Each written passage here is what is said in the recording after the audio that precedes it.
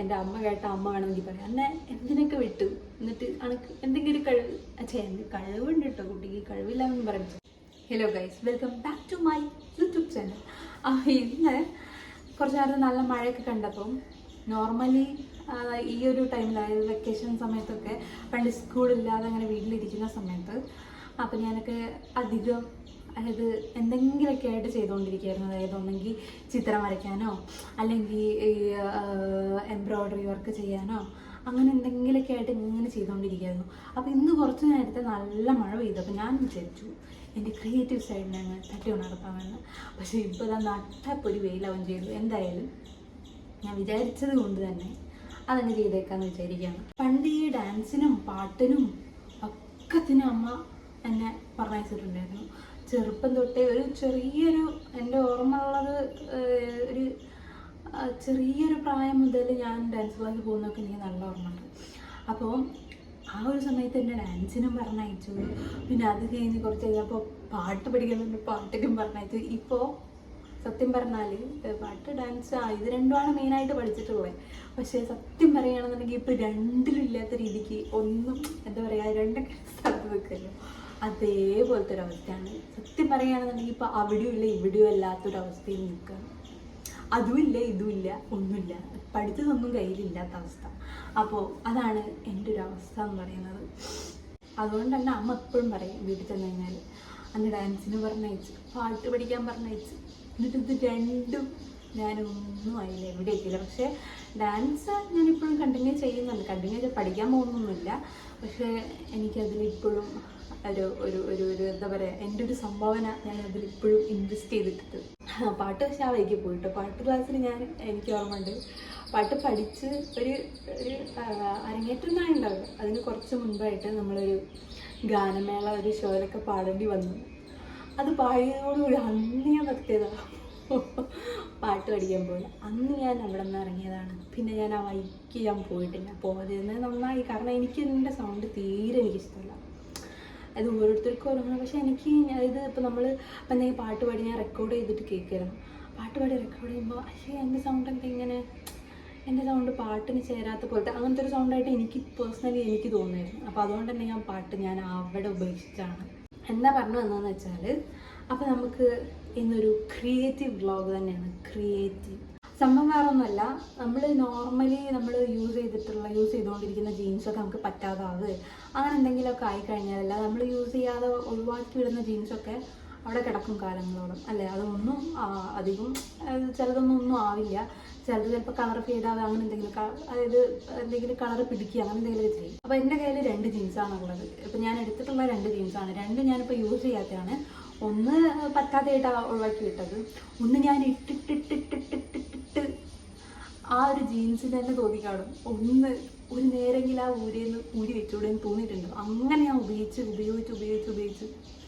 നശിച്ചിട്ടൊന്നുമില്ല. പക്ഷേ ഞാനത് നീ അവിടെ റെസ്റ്റ് എടുക്കുന്ന പറഞ്ഞ് മാറ്റി വെച്ച സാധനം. അപ്പോൾ അത് രണ്ടും ഞാൻ വെച്ചിട്ട് എന്തെങ്കിലും ചെയ്യാമെന്നാണ് വിചാരിക്കുന്നത്. അപ്പോൾ നമുക്ക് ഈ 2 പ്രൊഡക്ട്സ് വെച്ചിട്ട് പ്രൊഡക്ട്സ് അപ്പോൾ ഈ 2 ജീൻസ് വെച്ചിട്ട് നമുക്ക് ക്രിയേറ്റീവായിട്ട് നല്ല യൂസ്ഫുള്ളായിട്ട് എന്ത് ചെയ്യാൻ പറ്റുമെന്ന് നോക്കാം. വരും. അപ്പോൾ ഇതാണ് നമ്മുടെ ജീൻസ്. ഇത് കട്ട് ചെയ്യാം. അപ്പോൾ നമുക്ക് കട്ട് ചെയ്ത് കാണിച്ചാൽ നമുക്ക് അപ്പോൾ വീഴും.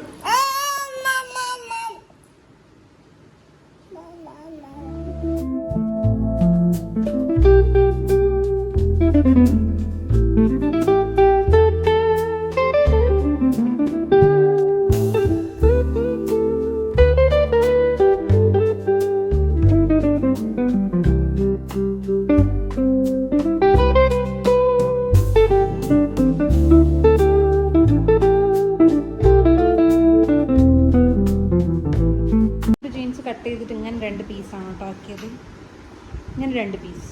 ഇനി നെക്സ്റ്റ് നമുക്ക് ബ്ലാക്ക് ജീന് കട്ട് ചെയ്യാം.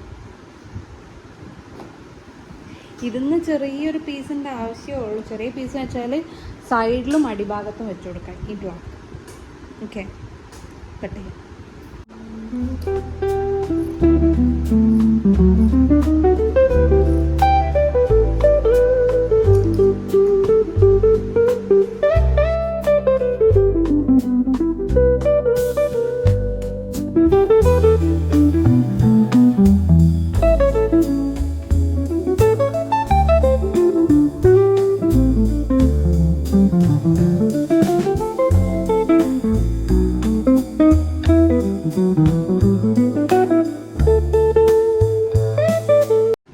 ഇങ്ങനെ 2 പീസ്, പിന്നെ ഇങ്ങനെ ഒരു പീസ്, പിന്നെ ഈ 2 പീസ്.